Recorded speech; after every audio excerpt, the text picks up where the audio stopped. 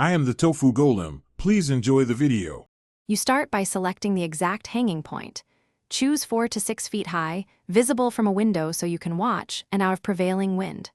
Once decided, install a sturdy hook or bracket, stainless steel or powder-coated, secure into a rafter, joist, or use a heavy-duty wall anchor for siding.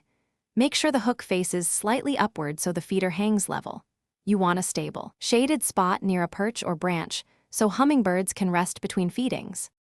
You now mount the feeder and secure the hanging system. Assemble and test the feeder for leaks, then fill with fresh nectar.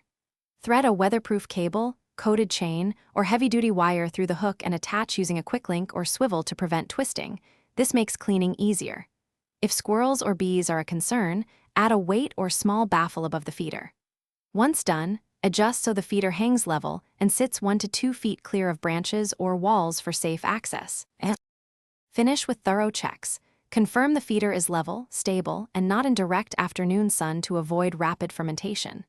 Make sure nectar stays cool. In hot weather, you may need to refill every 3 to 5 days.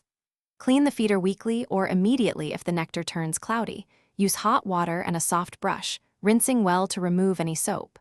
If hummingbirds are scarce, try moving the feeder 10 to 15 feet to a new vantage, add nearby perches, and observe during morning foraging times. Thanks for watching. Consider subscribing if we helped you today.